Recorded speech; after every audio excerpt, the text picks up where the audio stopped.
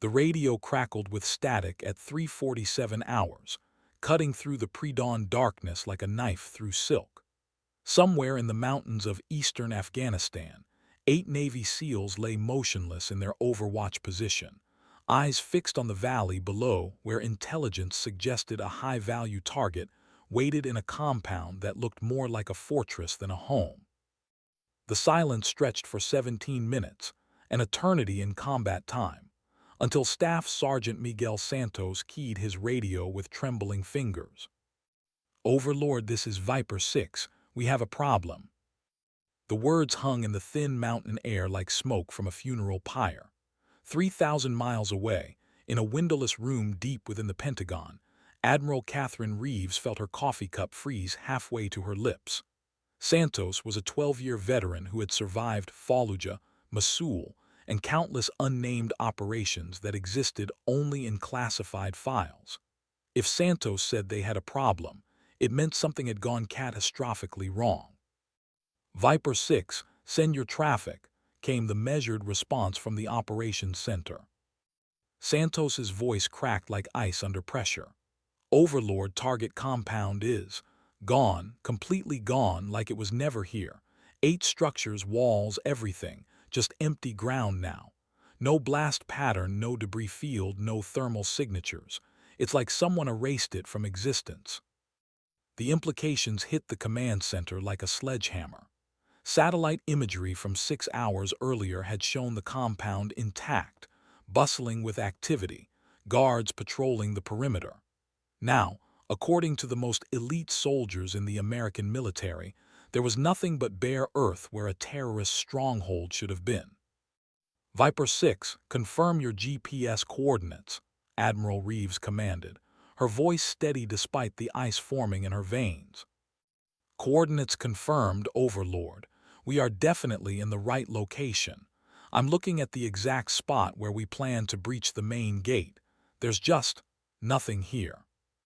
What Santos didn't report, what he couldn't bring himself to say over an open channel, was that Private First Class Danny Kozlov was quietly sobbing into his rifle stock, convinced they had stumbled into something supernatural.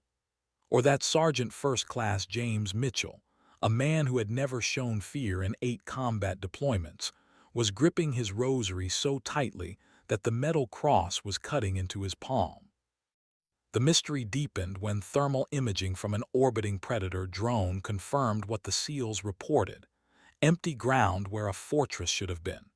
No heat signatures, no structural remnants, no indication that human beings had ever lived in this remote corner of the Hindu Kush Mountains. But Admiral Reeves had seen too much in her 30-year career to believe in disappearing buildings.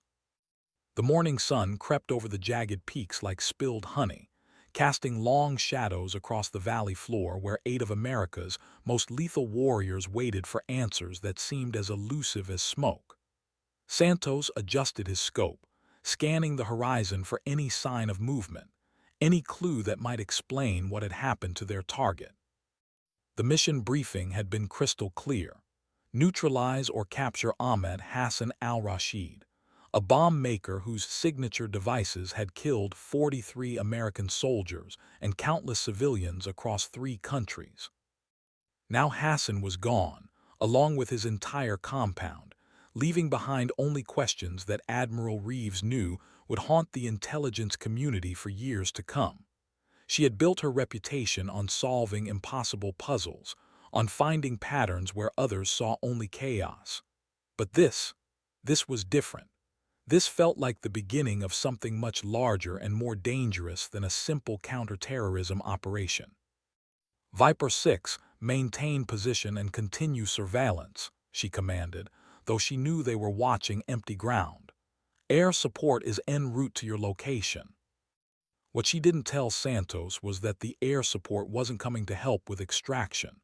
It was coming because someone, or something, had just demonstrated the ability to make an entire terrorist compound vanish without a trace, and Admiral Reeves intended to find out how. The helicopter appeared first as a distant speck against the dawn sky, its rotor blades beating a steady rhythm that echoed off the valley walls like a mechanical heartbeat. Santos raised his binoculars, expecting to see the familiar silhouette of a Black Hawk or perhaps a Chinook heavy-lift transport.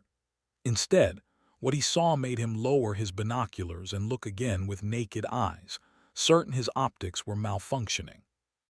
An A-64 Apache attack helicopter was approaching their position, flying so low that its landing gear nearly scraped the ridge line.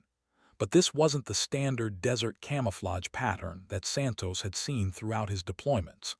This Apache was painted in deep blues and grays, colors that made it nearly invisible against the pre-dawn sky. More unsettling was the way it moved, not with the purposeful directness of military aviation, but with the fluid grace of a predator stalking prey. "Overlord, we have an unscheduled Apache inbound," Santos reported, his voice tight with confusion. "No prior notification, no call sign identification. Please confirm this is our air support." The silence from the operations center stretched for 23 seconds, long enough for Santos to feel sweat beading on his forehead despite the mountain cold. When Admiral Reeves finally responded, her voice carried a note of uncertainty that made his stomach clench. "Viper 6, negative on Apache support. Repeat, no Apache assets are currently assigned to your operation." The attack helicopter settled into a hover pattern directly above the empty compound site, its 30 chain gun rotating slowly as it scanned the ground. Santos could see the pilot's helmet silhouetted against the cockpit glass, but the sun's angle made it impossible to identify any details. What he could see was that whoever was flying that Apache possessed skills that bordered on the supernatural, holding a perfect hover in mountain winds that would challenge even the most experienced pilots. "Unknown Apache, you are in restricted airspace," Santos transmitted on the emergency frequency. "Identify yourself immediately." The response came not through his radio, but through the unmistakable sound of the Apache's engines powering down. The helicopter descended to the valley floor with the precision of a surgeon's scalpel, touching down on the exact spot where the main gate of the compound should have been. The rotor blades continued spinning at idle RPM, creating a dust devil that obscured the aircraft in swirling debris. Through his scope, Santos watched as the cockpit canopy opened and a figure emerged from the front seat. Even at 600 meters distance, he could tell the pilot was smaller than average, compact and economical in movement. The figure moved with purpose toward something Santos couldn't see, something hidden in the swirling dust kicked up by the rotor wash. "Overlord mystery pilot is on the ground and moving toward unknown objective," Santos reported. "Request immediate backup and identification of aircraft tail number." Admiral Reeves stared at the satellite feed, displaying the same scene Santos was witnessing through his scope. The Apache's tail number was clearly visible, 709743. According to the database she was frantically searching, that particular aircraft had been destroyed in a helicopter crash in Iraq 7 months ago. The pilot listed in the records was Captain Isabella "Ghost" Marquez, killed in action when her Apache took a direct hit from a surface-to-air missile during a rescue operation that saved 6 Marines but cost her life. Yet somehow, Captain Marquez's destroyed Apache was sitting in an Afghan valley, and someone was climbing out of the cockpit. The figure in the flight suit moved through the dust cloud with mechanical precision, stopping at 3 specific locations within the compound's footprint. At each stop, they knelt and appeared to place something on the ground, small devices that Santos couldn't identify through his scope. The entire process took less than 4 minutes, but those 4 minutes felt like hours to the 8 SEALs watching from the ridge. When the pilot returned to the Apache and climbed back into the cockpit, Santos noticed something that made his blood run cold. The name tape visible on the flight suit read MARQUEZ in block letters. Captain Isabella Marquez, who according to official records had been killed in action 7 months ago and buried with full military honors at Arlington National Cemetery. "Overlord, we need immediate extraction," Santos whispered into his radio, no longer caring if his voice betrayed fear. Something is very wrong here. The Apache's engine spooled up to full power, lifting the aircraft into a hover 30 feet above the valley floor. For a moment, it hung motionless in the morning air, and Santos could swear the pilot was looking directly at his position through the cockpit glass. Then, without warning, the aircraft pivoted 90 degrees and accelerated away from the valley at maximum speed, disappearing over the eastern ridge in seconds. The devices the pilot had placed began emitting a low, pulsing tone that carried clearly across the valley, a sound none of the SEALs recognized but that somehow made their skin crawl. Within minutes, the pulsing stopped, and silence returned to the mountain valley. But it was a different kind of silence now, heavy with implication and menace. Admiral Reeves closed the classified file on Captain Isabella Marquez and opened another, this one marked with security clearances so high that only 12 people in the entire Department of Defense had access. The file contained a single photograph, Captain Marquez in her flight suit, standing beside Apache 709743, taken 3 days before her reported death. Her call sign, Ghost, had been earned during her first deployment when she had somehow managed to extract a downed pilot from behind enemy lines without anyone, friend or foe, detecting her approach until her Apache appeared out of nowhere like a specter of death. Now, it seemed, Captain Marquez had earned her call sign in ways no one had anticipated. The extraction helicopter arrived at Santos's position 47 minutes later, but by then, the 8 SEALs had discovered something that would change their understanding of modern warfare forever. The 3 devices the mystery pilot had placed were still emitting energy signatures that their electronic warfare specialist, Sergeant Mitchell, described as impossible and beyond our current technology by at least 20 years. More disturbing was what the devices had revealed. Ground-penetrating radar showed that the terrorist compound hadn't disappeared. It had been buried. The entire complex, including buildings, vehicles, and an estimated 40 human beings, had somehow been pushed 60 feet underground in a matter of hours, with the earth above compressed and smoothed to hide any trace of the operation. How do you bury an entire compound without heavy equipment, without noise, without leaving any evidence? Admiral Reeves asked the assembled intelligence analysts in the Pentagon briefing room. The question hung in the air like smoke, unanswered and perhaps unanswerable.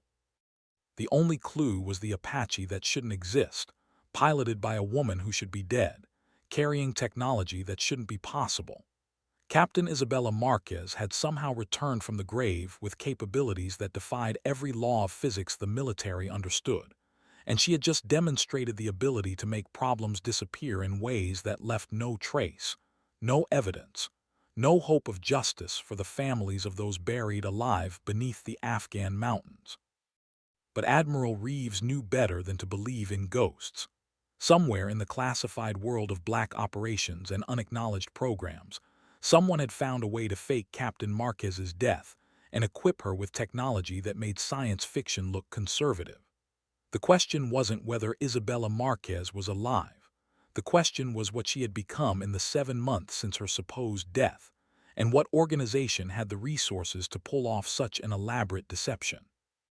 The answer would come sooner than Admiral Reeves expected, and it would arrive in a form that would shake her faith in everything she thought she knew about loyalty, duty, and the true cost of protecting American interests in a world gone mad with technological possibility and moral ambiguity.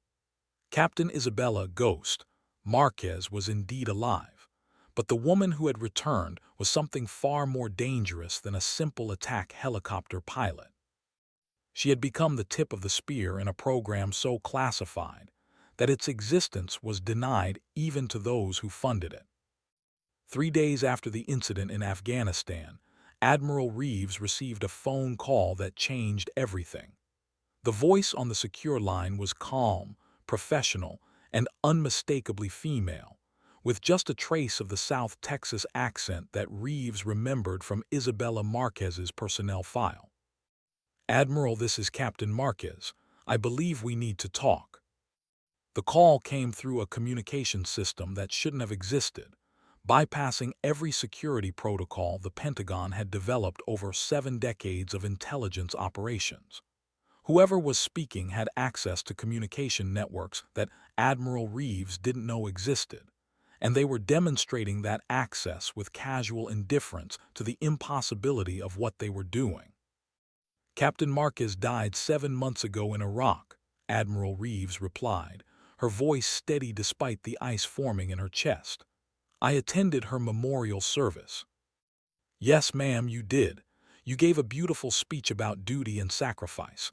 My mother was very moved." The pause that followed carried weight, like the silence between lightning and thunder. "But sometimes, Admiral, duty requires sacrifices that aren't quite as permanent as they appear." Admiral Reeves looked at the secure phone in her hand, as if it had transformed into a venomous snake. According to every database, every classified file, every piece of evidence in the Department of Defense archives, Captain Isabella Marquez had been killed when her Apache took a direct hit from a Russian-made surface-to-air missile while providing cover for a Marine extraction. Her body had been recovered, identified through DNA analysis, and buried with full military honors. "What do you want, Captain?"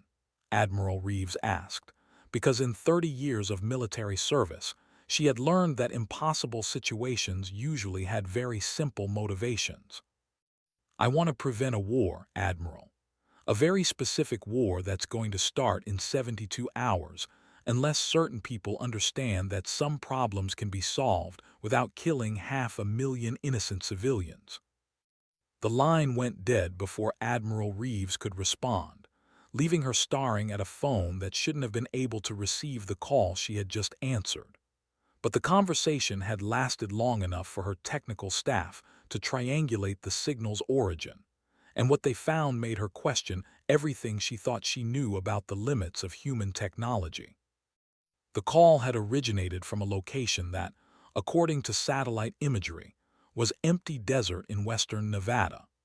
More specifically, it had come from coordinates that placed the caller approximately 300 feet underground, in an area where no such facilities should exist according to any government database Admiral Reeves had access to.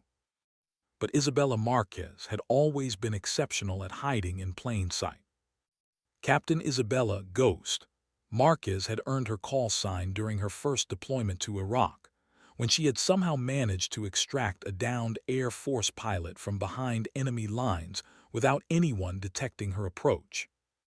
The rescue had been captured on drone footage that became legendary within military aviation circles, an Apache attack helicopter appearing out of nowhere, hovering impossibly low while the pilot rappelled down to retrieve the survivor, then disappearing again into the desert heat haze as if it had never existed. What the footage hadn't captured was the 3 hours Isabella had spent lying motionless in a sniper hide, watching the crash site through binoculars while enemy fighters searched for the downed pilot. She had waited until their search pattern created a 17-second window of opportunity, then exploited that window with surgical precision that bordered on prescience. Her commanding officer had written in her efficiency report that Captain Marquez possessed an almost supernatural ability to appear and disappear at will, combined with tactical instincts that seemed to operate several steps ahead of normal human reaction time. The report had been classified immediately, not because it contained sensitive information, but because it described capabilities that the Department of Defense wasn't ready to acknowledge in an official document. Now, 7 months after her supposed death, Isabella Marquez was demonstrating that her legendary abilities had evolved beyond anything her original commanders could have imagined. The phone call to Admiral Reeves had been placed using quantum-encrypted communication protocols that existed only in theoretical physics papers, and the underground facility in Nevada, where she was apparently based, represented construction techniques that surpassed anything in the public or classified literature. Someone had invested enormous resources in keeping Isabella Marquez alive and operational, and they had equipped her with technology that made her original Apache seem primitive by comparison. The question Admiral Reeves couldn't answer was whether that someone was working for the United States government or against it. The answer would come in the form of a demonstration that would make the disappearing compound in Afghanistan look like a magic trick performed by amateurs. At exactly 1200 hours Eastern Standard Time, every news network in the United States received an anonymous video file that bypassed their security systems and appeared directly on their broadcast servers.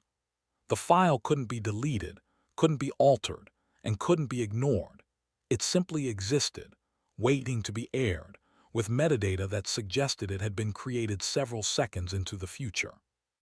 The video showed a single Apache attack helicopter hovering over the Pentagon parking lot, its rotor wash bending trees and setting off car alarms throughout the complex. The aircraft's paint scheme was the same deep blues and grays that Santos had observed in Afghanistan, but now Admiral Reeves could see details that made her stomach clench with recognition and impossible hope. The tail number was clearly visible, 709743. Captain Isabella Marquez's destroyed Apache, hovering 50 feet above the most secure military installation in the world, in broad daylight, with no one apparently able to do anything about it. Pentagon security, this is Ghost, came a voice over the emergency frequency that every news organization somehow had access to. I'm here to deliver a message to Admiral Catherine Reeves. The war she's planning starts in 68 hours unless she meets me at coordinates that will be provided through secure channels. The Apache began a slow rotation, and the news cameras captured something that made Admiral Reeves's breath catch in her throat. Painted on the aircraft's fuselage, barely visible against the blue-gray camouflage, was a memorial inscription, "For the 6 who lived." Below it, in smaller text, were 6 names, the Marines that Isabella Marquez had died saving in Iraq 7 months ago. Except she hadn't died. She had been transformed into something far more dangerous and far more necessary than a simple attack helicopter pilot.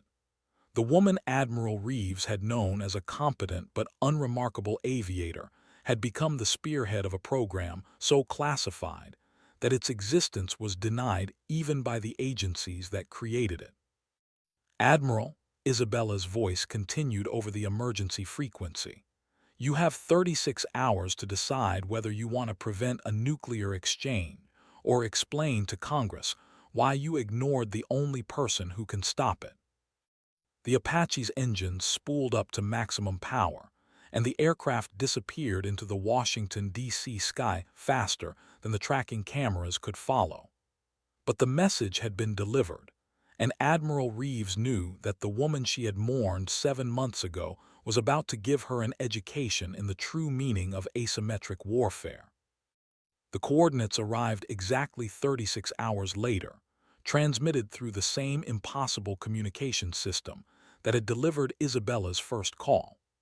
Admiral Reeves found herself looking at GPS numbers that placed the meeting location in Death Valley, California, at a set of coordinates that, according to every map and satellite image, contained nothing but sand and rock formations carved by millions of years of wind and weather. But Isabella Marquez had always been skilled at finding things that others couldn't see. The flight to Nevada gave Admiral Reeves time to review the classified files that had been unsealed following Isabella's dramatic Pentagon flyover. What she read made her understand why someone had gone to extraordinary lengths to fake Captain Marquez's death and hide her true capabilities from the regular military command structure. Isabella hadn't just been an exceptional pilot, she had been an exceptional intelligence asset. Her apparent supernatural ability to appear and disappear at will wasn't supernatural at all. It was the result of cognitive processing speeds that operated several seconds ahead of normal human reaction time, combined with pattern recognition capabilities that bordered on precognition. Psychological evaluations conducted during her initial military training had identified Isabella as possessing enhanced situational awareness, accelerated decision-making processes, and tactical intuition that suggests access to environmental information beyond normal sensory input. The evaluations had been buried in classified files because they described capabilities that the Department of Defense had no framework for understanding or explaining. Now, Admiral Reeves was beginning to understand that Isabella Marquez had been identified, recruited, and developed by an organization that specialized in weaponizing human capabilities that existed at the very edge of what science could measure or explain. The woman she was about to meet wasn't just a pilot who had faked her death. She was a weapons system built around human potential that most people couldn't even imagine. The helicopter carrying Admiral Reeves landed at the Death Valley coordinates at exactly 1800 hours, as the sun was beginning to set behind the jagged peaks of the Panamint Range.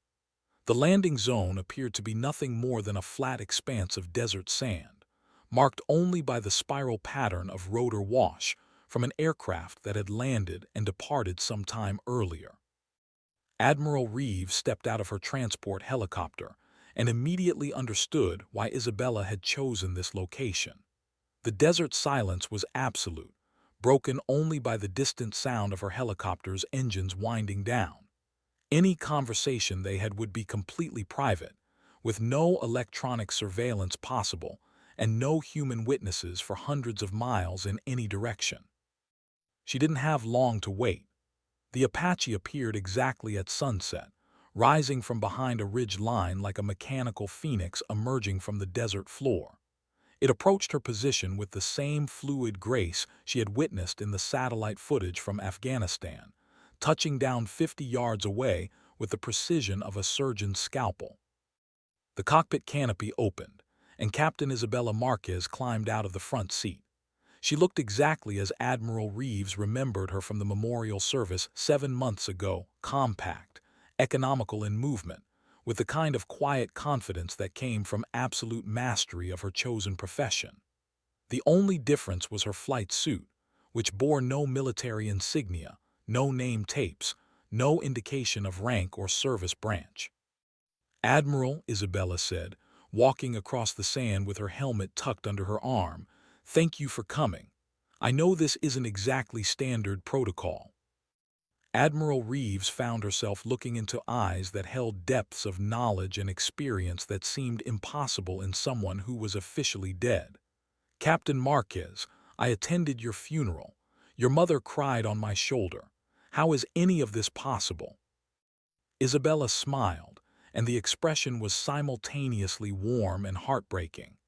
Death is a flexible concept when you work for people who understand that some battles can only be fought by soldiers who officially don't exist. "I did die in Iraq, Admiral. The woman standing here is what they built from the pieces." The sun disappeared behind the mountains, and the desert temperature began its inevitable plunge toward freezing. But neither woman seemed to notice the cold as they stood facing each other in the gathering darkness, surrounded by technology that shouldn't exist and discussing concepts that challenged every assumption about the limits of human warfare. "What do you want from me, Captain?" Admiral Reeves asked. Isabella's expression grew serious, and when she spoke, her voice carried the weight of authority that came from seeing things that others couldn't even imagine. "I want you to cancel Operation Desert Thunder, Admiral. I want you to prevent a war that will kill 800,000 innocent people and destabilize the Middle East for the next 50 years. Admiral Reeves felt ice forming in her chest as she realized that Isabella somehow knew about military operations that were classified beyond the level of even most admirals. Operation Desert Thunder was a contingency plan for a preemptive strike against Iranian nuclear facilities, a plan so secret that fewer than 20 people in the entire government knew it existed. "How do you know about that operation, Captain?"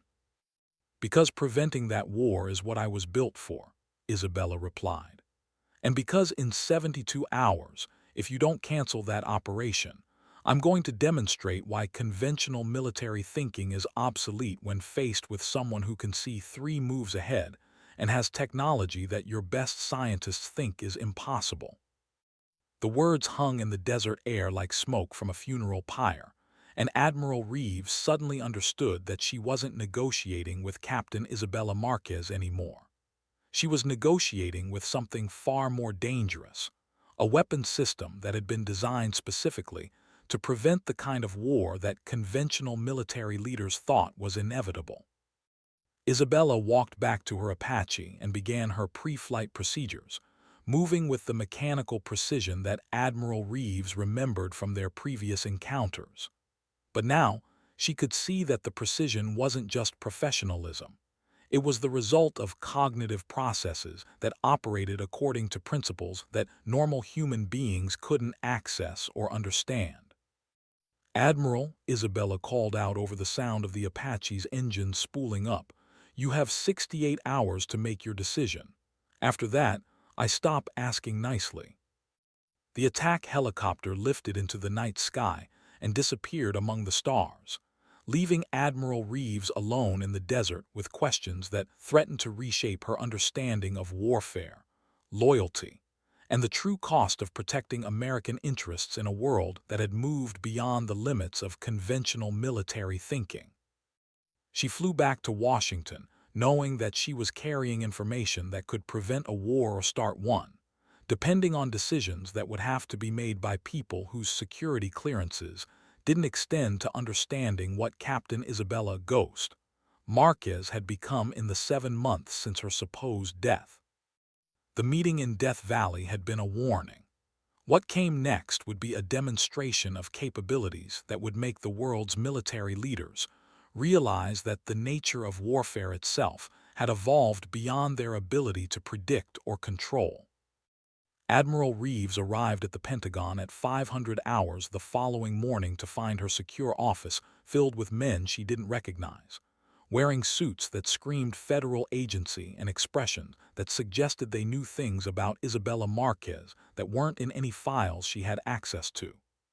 The lead agent introduced himself as Director Harrison from an organization she'd never heard of, with credentials that checked out despite representing an agency that officially didn't exist. "Admiral Reeves," Director Harrison said without preamble, "we understand you've had contact with Asset 7. The code name meant nothing to Admiral Reeves, but the way Harrison said it suggested that Asset 7 was something far more significant than a missing attack helicopter pilot. "If you're referring to Captain Marquez, then yes, we've had contact. She's requesting that we cancel Operation Desert Thunder." Harrison's expression didn't change, but Admiral Reeves caught the slight tightening around his eyes that suggested she had just confirmed information he wasn't entirely certain about. "Admiral, Captain Isabella Marquez died 7 months ago in Iraq. Asset 7 is something entirely different, a weapons platform that incorporates certain aspects of Captain Marquez's personality and tactical knowledge, but operates according to parameters that extend well beyond normal human limitations." The words hit Admiral Reeves like a physical blow. "Are you telling me that woman isn't Isabella Marquez?" "We're telling you that what you met in Death Valley is the end result of a program designed to preserve and weaponize the tactical capabilities of exceptional military personnel," Harrison replied. "Asset 7 possesses Captain Marquez's memories, her skills, her instincts, and her moral framework, but enhanced through technological integration that allows her to process information and execute operations beyond the scope of normal human ability." Admiral Reeves stared at the collection of federal agents filling her office and suddenly understood that she had stumbled into something that existed in the shadows between official government policy and the kind of black operations that were denied even to congressional oversight committees. Isabella Marquez hadn't just faked her death. She had been transformed into something that challenged every assumption about the relationship between human consciousness and military capability. "What does Asset 7 want?" Admiral Reeves asked. "She wants to prevent Operation Desert Thunder because her tactical analysis indicates that the operation has an 87% probability of triggering a nuclear exchange that would result in approximately 800,000 civilian casualties," Harrison answered. Her parameters require her to prevent that outcome using whatever methods necessary. The implications of that statement settled over Admiral Reeves like a burial shroud. Somewhere in the classified world of experimental military programs, Isabella Marquez had been transformed into a weapon system specifically designed to prevent wars by eliminating the people who started them. Her enhanced cognitive abilities allowed her to see tactical outcomes that normal planners couldn't predict, and her technological resources gave her the capability to act on those predictions with devastating effectiveness. "And if we don't cancel Operation Desert Thunder?" Admiral Reeves asked, though she suspected she already knew the answer. Director Harrison's smile was winter cold. "Then, Asset 7 will demonstrate why conventional military thinking is obsolete when facing an opponent who can see 3 moves ahead and has access to technology that your best scientists think is science fiction." Outside Admiral Reeves's office window, the morning sun was rising over Washington, D.C., painting the sky in shades of orange and gold that reminded her of the desert sunset she had witnessed in Death Valley. Somewhere in that vast expanse of sky, Isabella Marquez, or the weapon system that had been built from her memories and enhanced beyond human limitations, was waiting for a decision that would determine whether America went to war or found itself facing an opponent unlike anything in military history. The choice belonged to people whose security clearances extended to secrets that Admiral Reeves was only beginning to understand.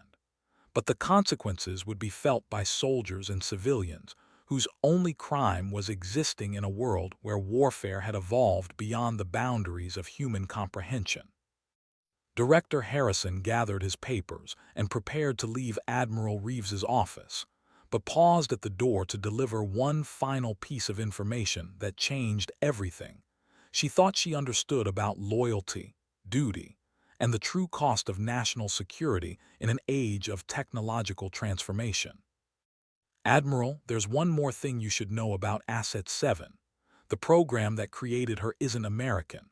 The technology, the resources, the organizational structure, all of it comes from a joint operation involving intelligence agencies that officially don't cooperate with each other. Isabella Marquez may have been one of our pilots, but what she became belongs to an organization that exists beyond national boundaries."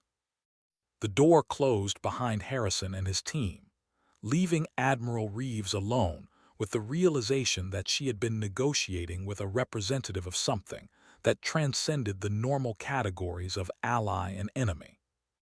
Isabella Marquez had been transformed into a weapon system that served interests larger than any single nation, operated according to moral frameworks that extended beyond normal military ethics, and possessed capabilities that made conventional warfare look like children playing with toy soldiers. In 64 hours, unless Operation Desert Thunder was canceled, the world's military leaders would receive an education in the true meaning of asymmetric warfare, delivered by someone who had once been an American attack helicopter pilot, but had evolved into something far more dangerous and far more necessary. The education would begin with a demonstration that would make the disappearing compound in Afghanistan and the Pentagon flyover look like simple magic tricks designed to entertain children. What came next would reshape global understanding of what was possible when human intelligence was enhanced beyond normal limitations and equipped with technology that existed decades ahead of publicly acknowledged science. Admiral Reeves spent the day reviewing classified files that painted a picture of Isabella Marquez that differed dramatically from the competent but unremarkable pilot she remembered from personnel reports and efficiency ratings. The real Isabella had been identified during advanced pilot training as possessing cognitive abilities that existed at the very edge of measurable human capability, with tactical instincts that seemed to operate several steps ahead of normal decision-making processes. Her exceptional performance had been carefully hidden from normal military channels to avoid creating documentation that might reveal the existence of enhancement programs that officially didn't exist. Isabella's commanding officers had been instructed to write efficiency reports that praised her competence while downplaying the supernatural aspects of her tactical awareness, creating a paper trail that portrayed her as skilled but not exceptional. The deception had been so complete that Admiral Reeves, despite having access to Isabella's complete service record, had never suspected that the pilot she was recommending for routine promotions was actually one of the most valuable intelligence assets in the American military. Isabella's legendary ability to appear and disappear at will hadn't been luck or exceptional training. It had been the result of cognitive processing speeds that allowed her to identify tactical opportunities that normal humans couldn't even perceive.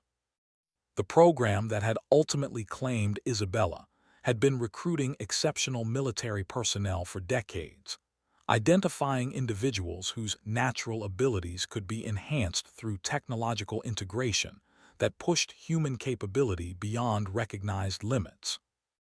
The crash in Iraq hadn't killed Captain Isabella Marquez. It had provided the perfect cover for her recruitment into a program that transformed promising soldiers into weapons platforms, designed to operate in conflicts that conventional military forces couldn't understand or engage.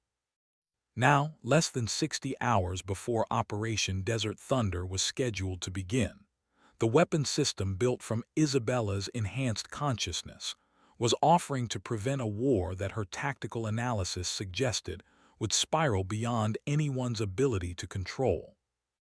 The question facing Admiral Reeves wasn't whether to trust Asset 7's predictions. The question was whether the United States military was prepared to confront an opponent who could see outcomes that normal planners couldn't predict and possess the technological resources to act on those predictions with surgical precision. The answer would come in the form of a demonstration that would force every military leader in the world to reconsider their assumptions about the relationship between technology, consciousness, and the fundamental nature of modern warfare. At exactly 300 hours, 18 hours before Operation Desert Thunder was scheduled to commence, every secure communication system in the Pentagon received a transmission that shouldn't have been possible. The message appeared simultaneously on networks that weren't connected to each other, bypassing security protocols that had been developed over decades of intelligence warfare, delivered through communication channels that existed only in theoretical physics papers. The message was simple: Operation Desert Thunder has been canceled. New intelligence indicates Iranian nuclear facilities are already non-operational. Confirmation will be provided through appropriate channels within 6 hours. Asset 7 sends her regards. Admiral Reeves stared at the message on her secure terminal and felt a chill that had nothing to do with the Pentagon's aggressive air conditioning. If Asset 7 was claiming that Iranian nuclear facilities were already non-operational, it meant that Isabella Marquez, or the weapon system she had become, had already taken action to neutralize the threat that Operation Desert Thunder was designed to address. The confirmation came exactly 6 hours later, not through intelligence channels, but through CNN's morning news broadcast. Satellite footage showed that Iran's primary nuclear enrichment facility at Natanz had suffered what appeared to be a catastrophic structural failure sometime during the night, with the main processing building collapsed into a perfectly circular crater that extended approximately 200 feet underground. No explosion had been detected by seismic monitors. No aircraft had been observed in Iranian airspace. No missile launches had been recorded by any of the satellite networks that monitored the region for exactly such activity. The facility had simply ceased to exist, leaving behind only a crater that looked like the work of some geological force rather than military action. Similar reports began arriving from intelligence assets throughout the Middle East. Every Iranian nuclear facility that posed a potential threat to regional stability had suffered identical structural failures during the same 6-hour window, with no indication of how the damage had been inflicted or who was responsible for the coordinated attack. The Iranian government's response was immediate and predictable. Accusations that the United States had used some form of secret weapon to destroy their nuclear program, followed by threats of retaliation against American interests throughout the region. But the threats carried a note of uncertainty that suggested Iranian military leaders were as baffled by the attacks as their American counterparts. Admiral Reeves received a phone call from Asset 7 exactly 12 hours after the news reports began broadcasting footage of the destroyed Iranian facilities. The voice on the secure line was calm, professional, and carried just a trace of the satisfaction that comes from a mission completed successfully. "Admiral, this is Ghost. I believe Operation Desert Thunder is no longer necessary." "How did you do it?" Admiral Reeves asked, though she suspected the answer would challenge her understanding of what was technologically possible. "Trade secret, Admiral. Let's just say that some problems can be solved more efficiently from underground than from the air. The Iranian nuclear program is now approximately 15 years behind schedule, which,